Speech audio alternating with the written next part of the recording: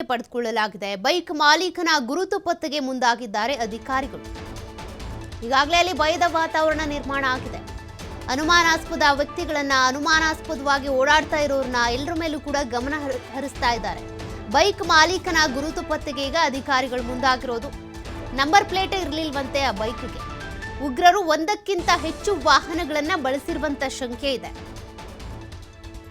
ಸ್ಥಳೀಯ ವಾಹನಗಳನ್ನ ವ್ಯವಸ್ಥೆ ಮಾಡಿರುವಂತಹ ಶಂಕೆಯೂ ಇದೆ. ಅಲ್ಲೇ ಇದ್ದಂತ ಸ್ಥಳೀಯ ವಾಹನಗಳನ್ನೇ ಬಳಸಿಕೊಂಡು ಈ ರೀತಿಯಾಗಿ ಅಟ್ಯಾಕ್ ಮಾಡಿರುವಂತ ಶಂಕೆ ಇರೋದ್ರಿಂದ ಒಂದು ಸದ್ಯಕ್ಕೆ ಈಗ ನಂಬರ್ ಪ್ಲೇಟ್ ಇಲ್ಲದಂತ ಬೈಕ್ ಪತ್ತೆಯಾಗಿದೆ. ಆ ಬೈಕ್ನ ಮಾಲೀಕ ಯಾರು, ಬೈಕ್ ಯಾರದ್ದು, ಯಾರಿಗೆ ಸೇರಿದ್ದು ಅನ್ನೋದ್ರ ಬಗ್ಗೆ ಸದ್ಯಕ್ಕೆ ಅಧಿಕಾರಿಗಳು ಮಾಹಿತಿಯನ್ನ ಪತ್ತೆ ಹಚ್ಚುತ್ತಾ ಇದ್ದಾರೆ.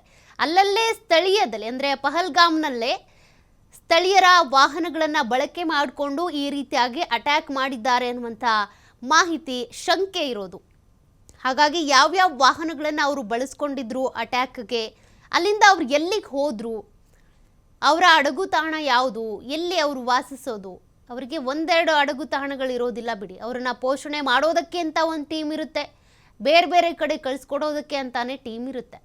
ಹೀಗಾಗಿ ಅವರು ಈ ರೀತಿ ಅಟ್ಯಾಕ್ ಮಾಡುವುದಕ್ಕೆ ಅಂತ ಎಷ್ಟು ಸಂಚು ಹಾಕಿದ್ರು, ಎಷ್ಟು ತಯಾರಿ ಮಾಡ್ಕೊಂಡಿದ್ರು, ಅಲ್ಲಿರುವಂಥ ಎಷ್ಟು ವಾಹನಗಳನ್ನು ಬಳಕೆ ಮಾಡ್ಕೊಂಡಿದ್ದಾರೆ, 2 ವೀಲರ್ 4 ವೀಲರ್ ಹೀಗೆ ಬೇರೆ ಬೇರೆ ವಾಹನಗಳನ್ನು ಬಳಕೆ ಮಾಡ್ಕೊಂಡು ಬಂದಿರ್ತಾರೆ, ಅಲ್ಲಿಗೆ ತಲುಪಿರ್ತಾರೆ. ಅಲ್ಲಿಂದ ಬೇರೆ ಕಡೆ ಹೋಗೋದಕ್ಕೆ, ಅವ್ರ ಜಾಗಕ್ಕೆ ಹೋಗೋದಕ್ಕೆ ಯಾವುದ್ರ ಮೂಲಕ ಹೋದ್ರು, ಯಾವ ವೆಹಿಕಲನ್ನು ಬಳಸ್ಕೊಂಡು ಹೋದ್ರು, ಅದೆಲ್ಲದ್ರ ಬಗ್ಗೆ ಕೂಡ ಈಗಾಗಲೇ NIA ಅಧಿಕಾರಿಗಳು ಮಾಹಿತಿ ಕಲೆ ಹಾಕೋದಕ್ಕೆ ಅಂತ ಬರ್ತಾ ಇದ್ದಾರೆ. ಬಟ್ ಈಗ ಸದ್ಯಕ್ಕೆ ಅಲ್ಲಿರುವಂಥ ಅಧಿಕಾರಿಗಳೇನಿದ್ದಾರೆ, ಅನುಮಾನಾಸ್ಪದವಾಗಿ ಕಂಡುಬರುವಂಥ ವ್ಯಕ್ತಿಗಳ ವಿಚಾರಣೆ ಮಾಡೋದು, ಮತ್ತು ನಂಬರ್ ಪ್ಲೇಟ್ ಇಲ್ಲದಂಥ ವಾಹನಗಳನ್ನು ವಶಕ್ಕೆ ಪಡ್ಕೊಳ್ಳೋದು, ಆ ವೆಹಿಕಲ್ ಯಾರಿಗೆ ಸೇರಿದ್ದು ಅನ್ನೋದ್ರ ಬಗ್ಗೆ ಮಾಹಿತಿ ಕಲೆ ಹಾಕುವಂಥ ಕೆಲಸವನ್ನು ಮಾಡ್ತಿದ್ದಾರೆ. ಸದ್ಯಕ್ಕೆ ಈಗ ಒಂದು ಬೈಕ್ ಪತ್ತೆ ಆಗಿದೆ. ಆ ಫೋಟೋವನ್ನು ನೀವು ಗಮನಿಸ್ತಾ ಇದ್ದೀರಾ. ನಂಬರ್ ಪ್ಲೇಟ್ ಇಲ್ಲದಂಥ ಬೈಕ್ ಇದು. ನಂಬರ್ ಪ್ಲೇಟ್ ಇಲ್ಲ ಅಂದ ತಕ್ಷಣ ಅದೇ ವೆಹಿಕಲ್ ಬಳಸ್ಕೊಂಡಿದ್ರು ಅನ್ನೋದಕ್ಕೂ ಆಗಲ್ಲ. ಅನೇಕರು ನಂಬರ್ ಪ್ಲೇಟ್ ಇಲ್ಲದೇನೂ ಕೂಡ ಓಡಿಸ್ತಾರೆ. ಬಟ್ ಅದನ್ನ ಯೂಸ್ ಮಾಡಿಕೊಂಡು ಉಗ್ರರು ಅಟ್ಯಾಕ್ ಮಾಡಿರುವಂಥ ಸಾಧ್ಯತೆಯನ್ನು ಕೂಡ ತಳ್ಳಿ ಹಾಕೋದಕ್ಕಾಗಲ್ಲ. ಹಾಗಾಗಿ ಸದ್ಯಕ್ಕೆ ಈಗ ಆ ಬೈಕನ್ನು ವಶಕ್ಕೆ ಪಡ್ಕೊಂಡಿದ್ದಾರೆ. ಇದರಿಂದ ಏನಾದರೂ ಸುಳಿವು ಸಿಗುತ್ತಾ ಅದನ್ನು ನೋಡಬೇಕಿದೆ. ಆ ಬೈಕನ್ನು ಬಳಸ್ಕೊಂಡಿದ್ರ ಅವರು ಅದೇ ತರಹದ ಬೇರೆ ಬೇರೆ ವೆಹಿಕಲ್ಸನ್ನು ನಂಬರ್ ಪ್ಲೇಟ್ ಇಲ್ಲದೆ ಇರೋದು ಅಥವಾ ಫೇಕ್ ನಂಬರ್ ಪ್ಲೇಟ್ ಇರುವಂಥ ವಾಹನಗಳನ್ನು ಬಳಸ್ಕೊಂಡು ಏನಾದರೂ ಅಟ್ಯಾಕ್ ಮಾಡಿದ್ರಾ, ಅದೆಲ್ಲ ಆ್ಯಂಗಲಲ್ಲೂ ಕೂಡ ಈಗಾಗಲೇ ತನಿಖೆ ನಡೀತಾ ಇದೆ. ಜಮ್ಮು ಕಾಶ್ಮೀರದಲ್ಲಿ ಉಗ್ರರಿಂದ ಪ್ರವಾಸಿಗರ ಹತ್ಯಾಕಾಂಡವೇ ಆಗೋಗಿದೆ. ಭಾರತ ವಿರೋಧಿ ಸೈಫುಲ್ಲಾ ಕಸೂರಿಯಿಂದ ಸಂಚು ನಡೆದಿತ್ತು ಎನ್ನಲಾಗ್ತಾ ಇದೆ. ಪಾಕಿಸ್ತಾನದಲ್ಲಿ ನಡೆಸಿರುವಂಥ ಭಯೋತ್ಪಾದಕ ಸೈಫುಲ್ಲಾ ಕಸೂರಿ, ಇನ್ನು ಲಷ್ಕರ್ ಎ ತೊಯ್ಬಾ ಮುಖ್ಯಸ್ಥ ಹಫೀಜ್ ಬಲಗೈ ಬಂಟ ಈ ಕಸೂರಿ, ಈತನ ಸಂಚೆ ಇದು ಅನ್ನುವಂಥ ಶಂಕೆ ಸದ್ಯಕ್ಕೆ ವ್ಯಕ್ತವಾಗ್ತಾ ಇದೆ. ಭಾರತ ವಿರೋಧಿ ಈತ ಸೈಫುಲ್ಲಾ ಕಸೂರಿಯಿಂದಾನೇ ಎಲ್ಲ ಸಂಚು ನಡೆದಿತ್ತು ಎನ್ನಲಾಗ್ತಾ ಇದೆ.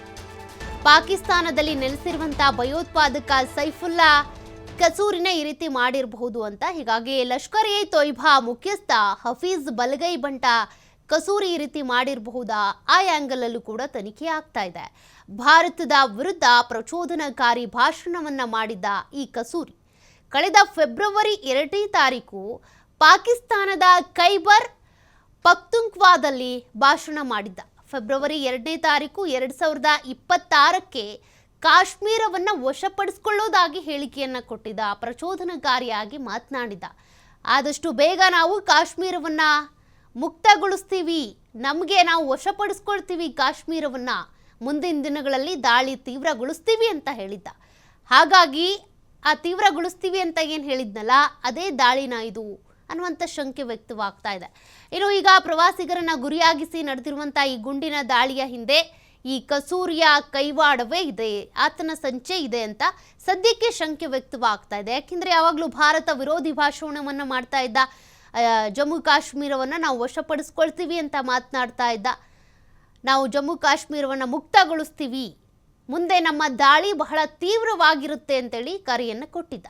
ಹಾಗಾಗಿ ಈತನದ್ದೇ ಕೈವಾಡ ಇರಬಹುದು ಎನ್ನಲಾಗ್ತಾ ಇದೆ. ಸದ್ಯಕ್ಕೆ ತನಿಖೆ ಆಗ್ತಾ ಇದೆ ಎಲ್ಲ ಆಯಾಮಗಳಲ್ಲೂ ಕೂಡ. ಯಾರು ಮಾಡಿದ್ದು, ಏನು ಕತೆ, ಅಲ್ಲಿ ಬಂದಿದ್ಯಾರು, ಅವರನ್ನು ಪೋಷಣೆ ಮಾಡಿದ್ಯಾರು, ಅವರ ಗುರಿ ಏನಾಗಿತ್ತು, ಪ್ರವಾಸಿಗರನ್ನ ಹೆದರಿಸೋದು, ಅವರನ್ನು ಹತ್ಯೆ ಮಾಡೋದೇ ಗುರಿ ಆಗಿತ್ತಾ ಅಥವಾ ಬೇರೆ ಏನಾದರೂ ಪ್ಲಾನ್ ಮಾಡ್ಕೊಂಡಿದ್ರಾ, ಅವ್ರಿಟ್ಟಂಥ ಟಾರ್ಗೆಟ್ ಪೂರ್ತಿ ಕಂಪ್ಲೀಟ್ ಆಗಿದೆಯಾ ಅಥವಾ ಇನ್ನೂ ಏನಾದರೂ ದೊಡ್ಡದಾಗಿ ಟಾರ್ಗೆಟ್ ಇಟ್ಕೊಂಡಿದ್ದಾರಾ?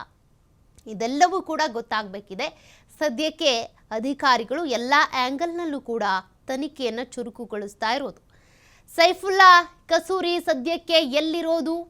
ಪಾಕಿಸ್ತಾನದ ಪೋಷಣೆಯನ್ನು ಪಡ್ಕೊಂಡಿರೋದು. ಬಟ್ ಈಗ ಸದ್ಯಕ್ಕೆ ಯಾವ ಜಾಗದಲ್ಲಿರೋದು ಯಾರಿಗೂ ಗೊತ್ತಿಲ್ಲ. ಉಗ್ರರ ತಂಡವೇ ಆತನ ಜೊತೆಗಿದೆ. ಈ ರೀತಿಯಾಗಿ ಪ್ರಚೋದನಕಾರಿ ಭಾಷಣವನ್ನು ಆಗಾಗ ಮಾಡ್ತಾನೆ, ಆಗಾಗ ಸೋಷಿಯಲ್ ಮೀಡಿಯಾದಲ್ಲಿ ಬಿಡ್ತಾನೆ. ನಂತರದಲ್ಲಿ ಈ ದಾಳಿಗಳಾಗುತ್ತೆ ಅಂದರೆ ಅದಕ್ಕೆ ಕಾರಣ ಯಾರು?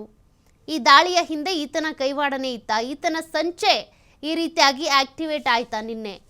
ಅದಕ್ಕೆ ಸಂಬಂಧಪಟ್ಟಂತೆ ಕೂಡ ಈಗಾಗಲೇ ಅಧಿಕಾರಿಗಳು ಮಾಹಿತಿಯನ್ನು ಕಲೆ ಹಾಕ್ತಿರೋದು. ಸದ್ಯಕ್ಕೆ ಇನ್ನೂ ಪಹಲ್ಗಾಮ್ಗೆ NIA ಅಧಿಕಾರಿಗಳು ಭೇಟಿ ನೀಡಿಲ್ಲ. ಇನ್ನೇನು ಕೆಲವೇ ಕ್ಷಣಗಳಲ್ಲಿ ಪಹಲ್ಗಾಮ್ಗೆ ಹೋಗ್ತಾರೆ. ಅವರ ತನಿಖೆಯು ಶುರುವಾಗುತ್ತೆ. NIA ಅಧಿಕಾರಿಗಳು ಅಂದ್ರೇ ಹಾಗೆ, ಎಲ್ಲೇ ಅಪರಾಧಿಗಳಿದ್ರು, ಆರೋಪಿಗಳಿದ್ರು, ಮೂಲೆ ಮೂಲೆ ಹುಡುಕಿ ಅವ್ರನ್ನ ಹೊರ ತೆಗೆಯೋದು ಗೊತ್ತಿರೋದೇ ಅವ್ರಿಗೆ. ಬೆಂಗಳೂರಿನಲ್ಲಿ ಆದಂಥ ಕೆಫೆ ಮೇಲೆ ಆಯ್ತಲ್ಲ ಬಾಂಬ್ ಸ್ಫೋಟ, ಯಾವ ರೀತಿಯಾಗಿ ಅವ್ರನ್ನ ಹೊರಗೆ ತಂದರು ನೀವೇ ಗಮನಿಸಿದ್ದೀರಾ. ಅವರ ಹೆಜ್ಜೆ ಹೆಜ್ಜೆಗೂ ತನಿಖೆಯ ರೀತಿ ಇದೆಯಲ್ಲ, ಇಂತಹ ಉಗ್ರರ ಎದೆಯಲ್ಲಿ ನಡುಕವನ್ನು ಹುಟ್ಟಿಸುತ್ತೆ. ಸದ್ಯಕ್ಕೆ NIA ಅಧಿಕಾರಿಗಳು ಅಲ್ಲಿಗೆ ಹೋದ್ಮೇಲೆ ನಿಜವಾದ ತನಿಖೆ ಶುರುವಾಗುತ್ತೆ.